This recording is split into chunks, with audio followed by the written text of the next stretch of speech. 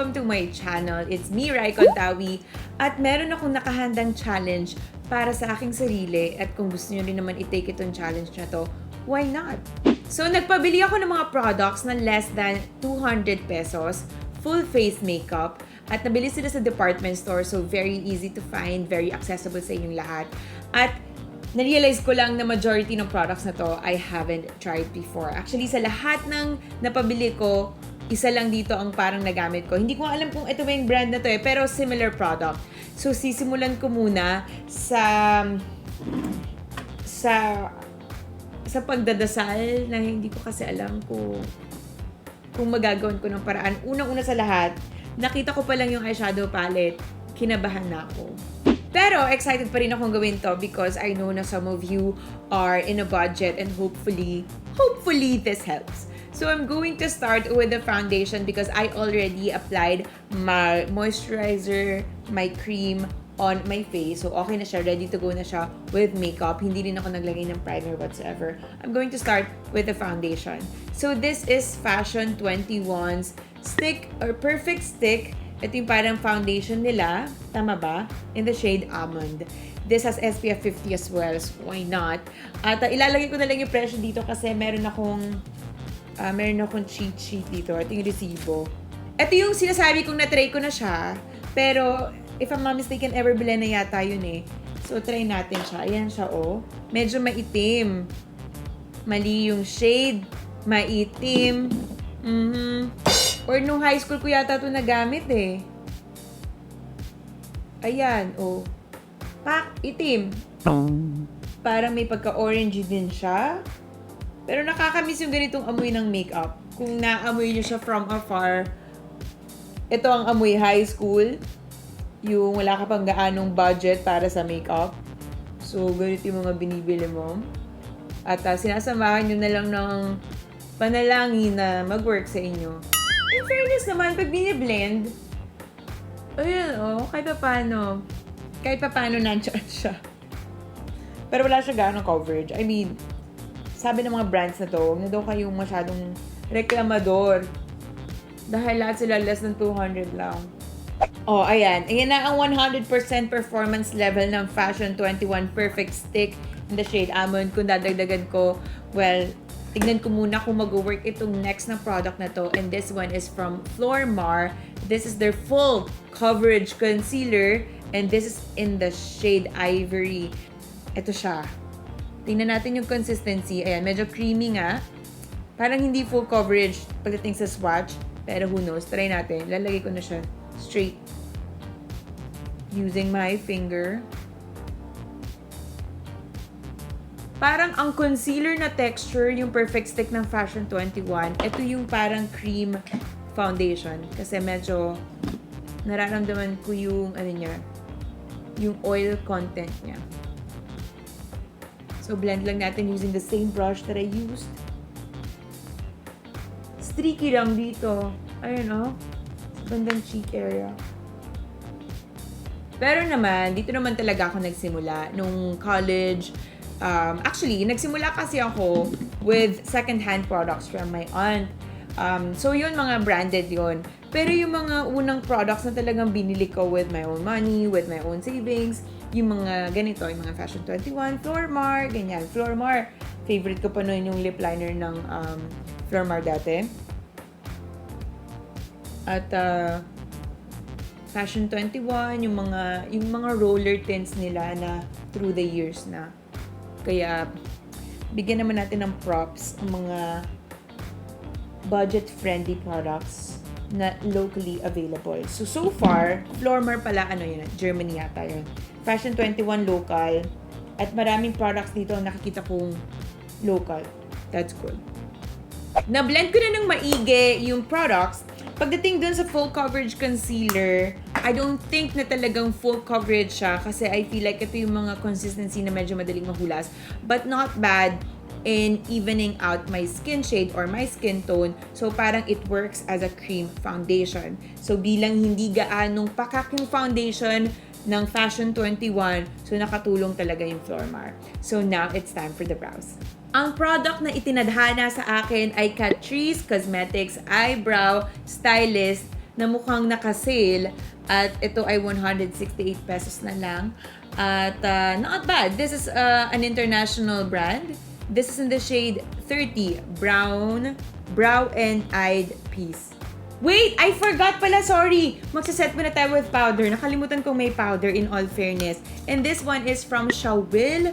Perfect powder, 3-dimensional, soft and smooth pressed powder in the shade 001.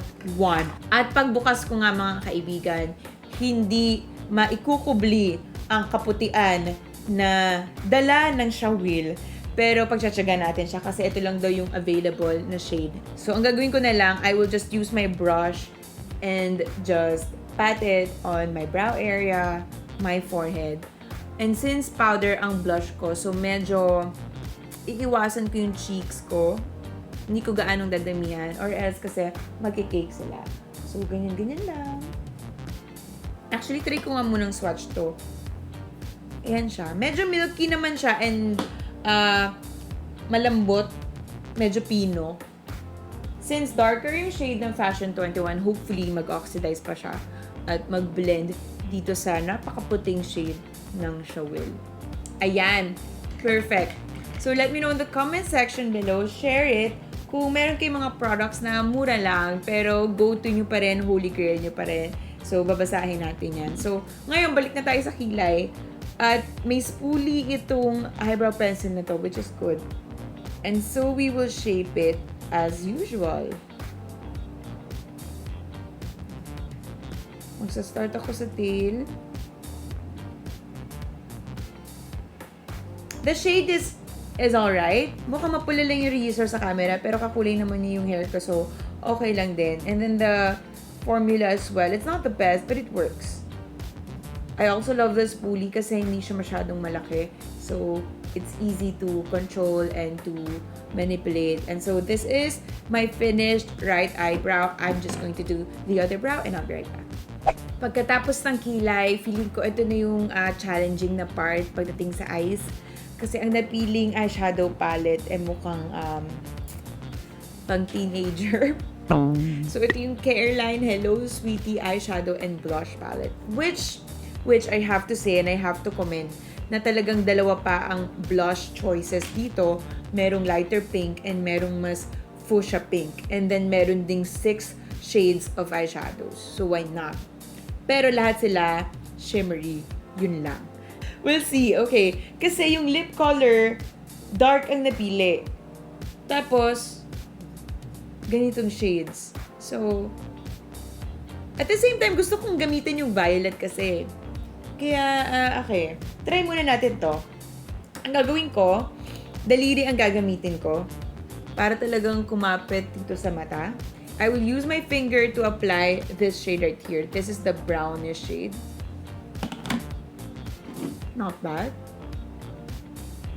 At i-apply ko siya all over my lids. Okay. This is not bad at all. So far, so good. It's also easy to blend. It's not powdery, which is not bad. And then, imimix ko itong may pagka-red na ito dito sa gitna. Para lang magamit ko siya. Kuha na tayo ng brush. And then, ididip ko siya doon sa black. At hopefully, hindi siya magkalat-kalat. Tapos, ilalagay ko siya dito sa pinakadulo ng mata. Oh, wow. This is not bad at all.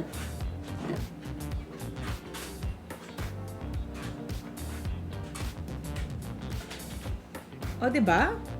Sabi ng Careline, do not judge the makeup product by its packaging because somehow, meron naman siyang ibubuga kahit napakamura niya. Uling levels ang pagka-black, kaya maglilinis muna ako ng kamay and I'll be right back. After that, let me try applying this violet shade dito sa lower waterline and mas maganda na talagang basain nyo na lang siya. So far din naman, gumagana siya kahit wet application. And let's see if this one works. So, ilalagay ko muna siya sa gitna. And then, I will extend it here sa inner corner pataas. At para naman hindi gaanong flat, dadagdagan ko ulit ng black eyeshadow dito sa outer corner ng lower waterline or the lower rim of the eyes. And then with a tiny brush again, try ko naman itong gold, parang yellow. At ilalagay ko siya sa gitna, sa inner corner talaga. Papatungan natin yung kaninang violet. Okay, aaminin ko na nung nakita ko kasi yung loot, sabi ko, ito talagang palette na to. Ayoko pa naman kasi minsan ng mga ganito, yung parang masyadong siniksik sa isang product. Yung may blush, tapos may eyeshadows, tapos 160 pesos. So, parang I'd rather get mga 2 shades of eyeshadows, kahit mga tige 85 lang sila, tapos a different blush product. Pero, so far, kahit naman all shimmery sila, kahit pa paano, nagja-jive naman yung colors niya, which is good. And, I'm glad na yung yellow na to ang pinili ko kasi on the skin, hindi siya super yellow. Parang may pagka-silver pa rin ang dating niya. So, just imagine kung yung white ang aking kinuha, yung dito. Medyo siguro sobrang puti na nun. So, okay na tayo dito. And ngayon, punta naman tayo sa eyeliner. Meron ditong detail makeover liquid eyeliner in matte. And I'm happy na matte naman siya kasi sa look na to, mas maganda na parang gel liner ang dating niya. So, gawa tayo ng talagang winged eyeliner tapos magpo-false eyelashes tayo. Matte nga naman talaga siya at madali rin siyang i-apply, hindi siya madaling matuyo.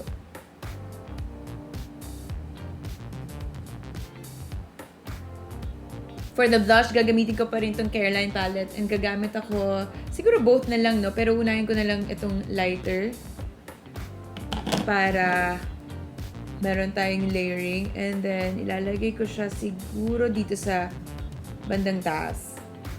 So, isipin nyo na lang contouring to. So, punta naman tayo sa darker shade ng blush tsaka natin siya ipatong doon sa gitna. Ay! Matingkad siya. Wait lang naman. I-blend natin yan ng konti dahil napakatingkad nun. Hindi natin ine-expect. Yan. So, blend lang tayo ng blend. O, diba? Hindi nakaka-fresh yung blush. So, babalikan lang natin yung mga highlighting shades over here. At doon tayo sa medyo gold nga. Kasi, masyado ngang maputi ito. Pwede nyo rin naman ipag-mix. Tapos, ilalagay natin siya dito. Sa pisngi. Pang-highlighting yan. Pero mas magandang yung ano na lang, yung yellow na lang actually. Alam niyo, pag ginamit niyo yung daliri niyo, medyo buttery ang feel ng eyeshadow. Kaya, I suggest na gamitin niyo na lang yung daliri niyo. So now, punta naman tayo sa lipstick and ito na yung last product. And this is from City Color Creamy Lips. This is in the shade basta dark siya. Chocolate Merlot. So,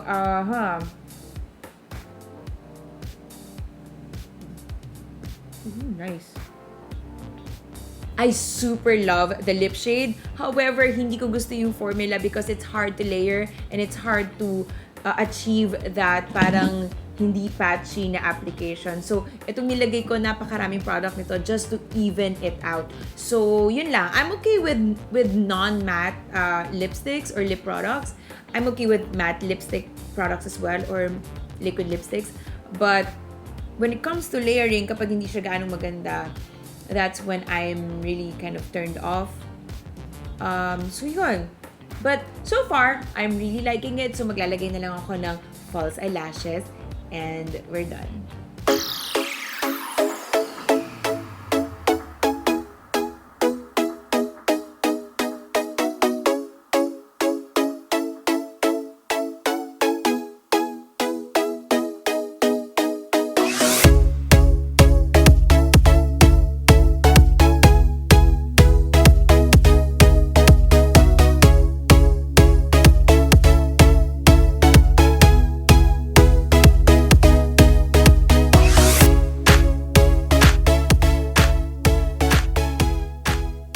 And this is it for my everything less than 200 pesos makeup challenge. And kung meron akong i-recommend sa inyo, surprisingly, ito talaga ang pinaka na-impress ako. Kasi for 160 pesos, if I'm not mistaken, talagang patok sa takilya ang kulay niya, ang payoff niya. I did not expect that kind of texture and blendability. I did not expect that kind of color payoff and pigmentation. And also detail makeover. The eyeliner is also really good and it's local, so we support local. So that's really nice. And yun lang. Well, thank you guys so much for watching. If you enjoyed this video, if you liked it and enjoyed it, don't forget to give this a thumbs up. And also you can follow me on Facebook, Instagram, and Twitter, all at Raiza Contawi. Until then, let me know in the comment section below kung meron pa kayong ibang requests. Thank you guys so much and I'll see you on the next vlog. Bye!